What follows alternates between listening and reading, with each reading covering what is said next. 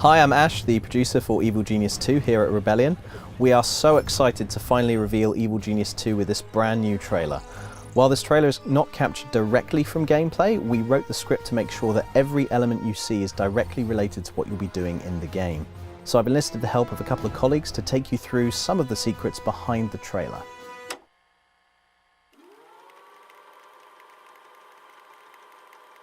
Hi, I'm Ian Pestridge, art lead on Evil Genius 2. Hi, I'm Richard Edwards, I'm the lead designer. This is one of the islands of indeterminate location that we have in Evil Genius 2. It's a nice tropical island and we intend to hide a lair in there. So one of the first things the player will be doing when they start Evil Genius 2, after selecting which of our Evil Geniuses you want to represent you in the game world, you'll then be choosing which of these islands will be your lair. That'll have gameplay effects, it'll imply which forces of justice you're going to be batting heads against most frequently. I'm a fan of these funky shaped helicopters we got, these 60s styled helicopters coming in here. I think that's been the watchword for the style throughout the game, isn't it? Is would it fit into the 60s? We're saying it's spy-fi styling. Yeah, I think that's definitely worth calling out. So yeah, we've gone for a 60s spy-fi aesthetic, which is taking a lot of designer style 60s look and feel, but giving it a more of a modern technology, or close to modern, or even sometimes futuristic technology overhaul. Max walking up onto the island, his ability to kind of see his plans through his monocle was a really nice touch. Like he has the ability to kind of plan ahead the kind of evil lair he's going to build, and you can see that through like a blueprint vision, an X-ray blueprint vision, which is kind of nice. I think it's worth mentioning the cover operation, at least in passing. Just say that front that you can see there in kind of the X-ray view is the cover operation. It's kind of the Evil Genius's attempt at putting a honest face on what's really going on. So yellow jumpsuited minions, their main role in the lair is to construct the lair to help you specialize and augment your criminal operation. So the yellow jumpsuited minions are the main workforce that you begin with. They can do a bit of most things without necessarily doing any one thing particularly well. This early scene is to show essentially the planning of a blank island, and you can see very quickly the worker minions start blocking out the barracks, and then through to like a major control room, and then through to a world domination doomsday device. Which is ultimately why your Evil Genius is doing all of this. The other thing you might have noticed back there is that we've got verticality in our building, so we've got the minions building stairs up to a new level on the island. So that's going to be more important as the game goes on, and you can basically choose to protect the more sensitive areas of your lair by building them on higher and more difficult to reach floors. Obviously agents are going to be trying to break into your lair to stop you from taking over the world, and organising your defences is a key part of the game, even if that involves just making them climb a flight of stairs before they get where they need to go. So the player will be setting out their lair, asking the minions to build it for them, because the player doesn't need to get their hands dirty when it comes to the actual construction. But you can set out rooms, you can set the size of them, the shape of them, you can choose which items go in there. This is basic lair building stuff. So I think the nice way you've described this before, Rich, is talking about each room is almost like a mini Tetris puzzle. So you've got to work within the confines of the layer space, how much you have to work with, where you can and cannot dig. And then once you've carved out that space, you've got to work with these little Tetris pieces of your furniture and equipment to make the layer work as you want it to. I think as one of our guidelines is we want to make everything look cool by default, and then ask the player to make it look even cooler. Here we've got a big mysterious box. This is representing our doomsday device. This is the player's ultimate aim in Evil Genius 2, is to construct your evil lair, build up your force of evil, and then construct a doomsday device by which you can threaten and conquer the world. Or dominate the world is probably what I should say. Even though you are an evil genius, even though you are one of the smartest people on the planet, you're still something of an underdog. You'll never have the full army that other countries can bring to bear against you, so you have to work a little underhanded. I think in the trailer we wanted to make this the doomsday device purposefully ambiguous. It's essentially something we want to kind of hold back for now. Yeah, we've got something really cool planned for it. So we've got a yellow jumpsuit minion here being trained up through a Rocky-esque montage scene into a guard. So they're your basic muscle minion, and they are exactly what they sound like. They are the muscle in your lair before being shipped off to the world map to go out and gather gold. Yeah, and I guess we're trying to summarise very quickly in this part of the trailer, essentially, the training of minions and all the roles they can play, and doing it in a kind of a comedy, as you say, almost a montage manner, as you quickly kind of see the kind of minions you can level up. So this is the world map itself. You can see there's a bunch of coloured regions there. Those are the regions controlled by the forces of justice, who in any other game would probably be the protagonists. In our game, they're the antagonists. They're working against you, trying to prevent you bringing about doomsday and world domination. So during the course of the game, Max has to send out his criminal operatives across the world to do everything from robbing banks to performing heists, recruiting crime lords and henchmen, all kinds of nefarious deeds, to then bring all of those things back to the lair where it can be used to further augment and supplement your criminal enterprise. Yeah, so here we see one of the schemes, one of the kind of the jobs he sends these guys out on, which is essentially to rob a bank of its gold. We kind of told this in a kind of a soul bass cinematic intro manner, in a style like that. Just so you can very, very easily understand he's in there stealing gold, taking it back to his lair. So here he is back in the lair with his stolen loot, admiring it. And then we get our first glimpse of one of the Force of Justice agents. So this is an investigator agent, I believe, Rich? Yes, it is. The investigators, their role in assaulting your lair is ultimately to find targets.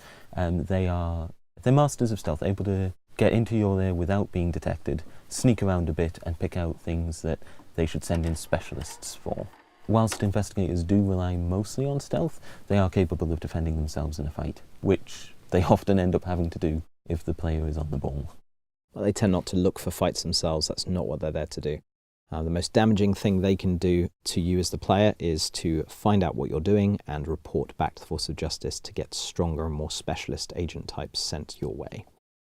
So here we can see she's sneaking through the lair. There's a guard patrol approaching, but she's hiding. Now it's worth noting that she's hiding physically by staying out of their line of sight, but we are also implementing a system where she could, if she wanted, disguise herself as a minion and just hide in plain sight. And some of those disguises are going to be very effective, and some of them are going to be pretty obviously bad to the player, but nonetheless fairly effective against your standard minions.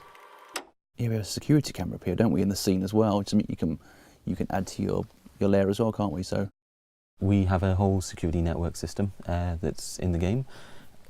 Basically, this allows minions to monitor harder to access parts of the lair. They are fallible. If your minions are lazy or tired, they probably won't notice what's going on behind the cameras. But as you progress, as you train up your minions, as you make your lair more efficient, they'll more reliably spot these investigators. There's a slight continuity error here. The camera's facing that way, and then when she's pictured, the camera's actually filming her from the other side. Oh yeah. There we go. We put that in on purpose. We put that as entirely intentional. Honestly. Yeah. No, it's just it framed better that way. These are our male and female guards. We are including male and female versions of every minion. We have a random minion generator, essentially, that can cover all genders and ethnicity. Yeah, it's something our character artist suggested earlier on, and it's been a really good call, actually, because, of course, Evil is an equal opportunity employer. Also, I just called it a minion generator, but this also applies to agents, so the agents will be completely generated as well. And they'll have their own little personality quirks, their own little traits that determine the kinds of things they're looking for in your lair, or the kinds of things they need to stay happy. So I guess a natural segue from the security system is the trap networks. So in addition to training up and arming your minions so you can fight the forces of justice directly, you can also lay a series of traps. This is one of the features I'm, to be honest, most excited about. It allows us to put in a series of slapstick elements. We can force agents through a set of damaging traps. So here we see that the fan trap is blowing an agent. Now this might just blow them straight into a wall where they take some damage, or if the player is smart, they can set it up to try to blow the agent through either a laser wall or ultimately into a shark tank. So these are 3 new traps for Evil Genius 2. I think it's worth mentioning that there are almost the counterparts in Evil Genius 1. The fan trap that we have here is a counterpart of the wind machine from Evil Genius 1, and we decided to upgrade the piranha trap from piranhas to sharks. Yes, I think it was important in the trailer just to kind of show these in very, very quick succession. You can see the kind of the as you say, the chaining effect. You know, and the agent does a good job of avoiding the most of it, but kind of eventually falls foul of the shark tank. The aim is that these traps will potentially weigh down the better agents. So while some agents might just be able to disable these traps and work through them, after a while you will start beating them down, working them into a state where they can be hit by any trap. Yes, don't rely on a single trap network, guys. Build lots. I think going back to this scene here, I think this kind of demonstrates that you essentially play the evil genius yourself, don't you? So you're always, it's up to you to keep an eye on your lair and see what agents are doing, but you can employ henchmen, I believe, to assist you. Yes, so there are a number of henchmen that you can recruit in the game. Now these are your named characters, your big, scary right-hand soldiers. They will start life as crime lords on the world map, and you'll be able to engage with them, go back and forwards a bit on that world map, trying to out-crime them effectively. Then bring them into your organisation and build up a cadre of henchmen.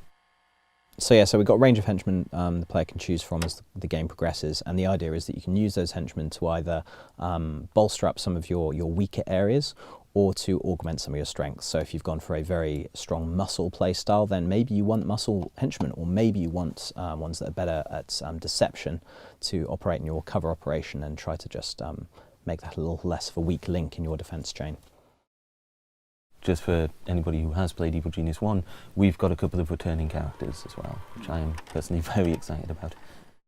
This end sequence is, I guess, showing the big picture of how you have to manage from a corridor and room level to an entire base, to the cover operation, through to the world itself. The world can be yours if you get it right. We won't talk about what happens if you get it wrong. So we're really excited to talk more about Evil Genius 2 in the coming weeks and months. In the meantime, please do get in touch with us with your thoughts and what you'd like to see and what you're excited about for Evil Genius 2 through our social media channels in the links below.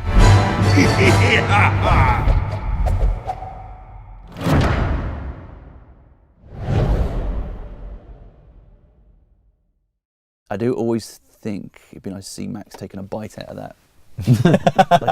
like a big apple. Yeah, that would be good.